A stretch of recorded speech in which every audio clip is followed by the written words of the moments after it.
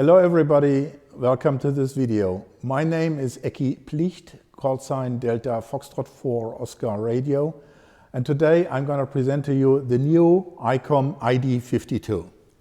The ID52 is a dual band handheld radio. It supports VHF and UHF with two independent receivers. So I can use any combination VHF, UHF as ever I like on both bands, and can listen to two signals at the same time. What is new about this radio, one of the nice new features of this radio is that it is also capable of listening to a digital voice mode on both VFOs at the same time. This is something which has not been shown before. There are other new things. This radio has become a little bit larger.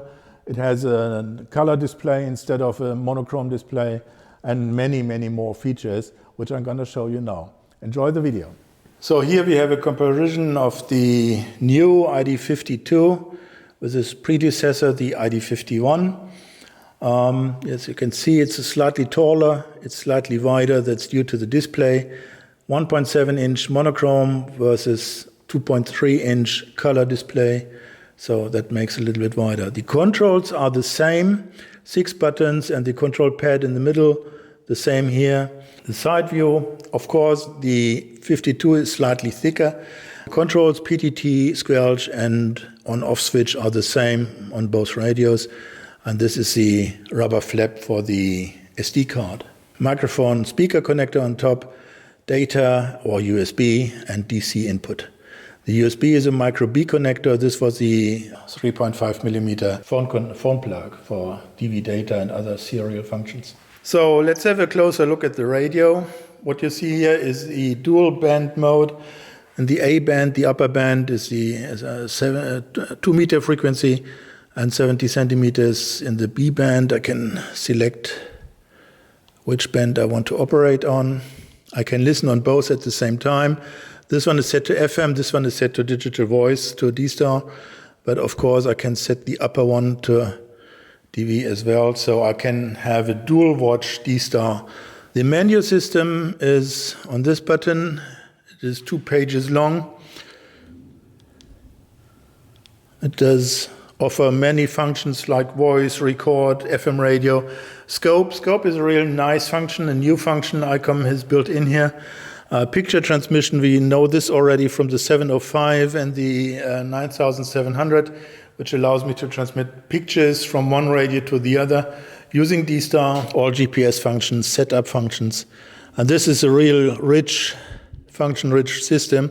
You can set the background color of the screen to your liking, black or white. So if you prefer dark screen, it looks like this. So this is now the single band screen. I've selected this screen to show a new function or new feature, and that is the scope. You can access this over the menu via the menu and the scope, and voila.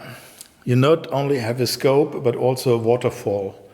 The waterfall is a time history of the signals. It is quite useful to see immediately where is what activity on the band, and you can select the span and the function by the scope mode. You can put it to center, so it's always centered on the current frequency and moves along. But you see that you can immediately see where are signals, and the other modes are immediately recognized by those who know the 705 or 9700 and other ICOM radios. So it even tells me which corner frequencies I have here. That's a very neat new function, very helpful, very useful, and looks good. Of course, as a D-Star radio, the ID52 does offer the DR mode, i.e. the mode where I can immediately switch to a very convenient setup of all repeaters. I have selected now the German list, and I can select the repeater. If I would be outdoors where I have the GPS reception, I could sort this list by proximity, so I can show the most closest repeaters if I wanted. But unfortunately, in the recording studio, I do not have GPS reception. But you know this function from many other ICOM radios as well. So this is D-Star as we know it. Nothing new, but as we know it and as we love it. The radio provides 5 levels of power settings. That is new to me. It ranges from 5 watt at high, 2.5, 1, 0.5 and 0.1 watt output, which I can choose from. ICOM has provided a lot of functions on the quick button. All functions which I need to quickly access, like shift settings, duplex shift settings, the tone, subtones, tuning speed, attenuator, and all that. And here you can see which bands are supported on which VFO. So on the main band, on the A band, I have the 2 amateur radio bands, and on the B band, I have a wide receiver which offers VHF to UHF reception. The interesting thing, the new thing here is that it does offer AM reception in the UHF airband as well. So what I want to show now is this picture function. I have now a setup with 2 ID52 radios.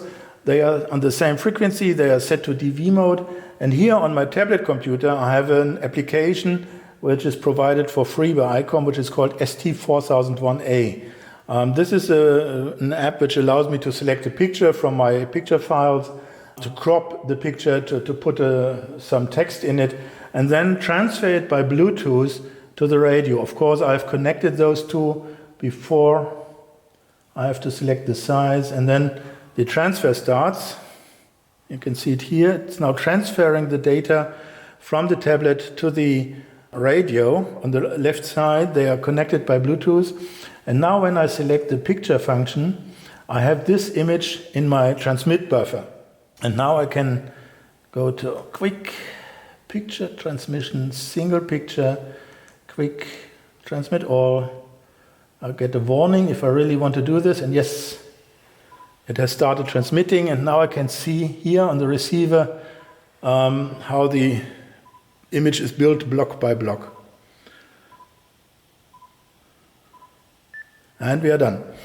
Of course, this was a very small resolution right now, but still it's a very, very funny function. I can transfer pictures very easily from one radio to the other and without any infrastructure. This goes right from radio to radio.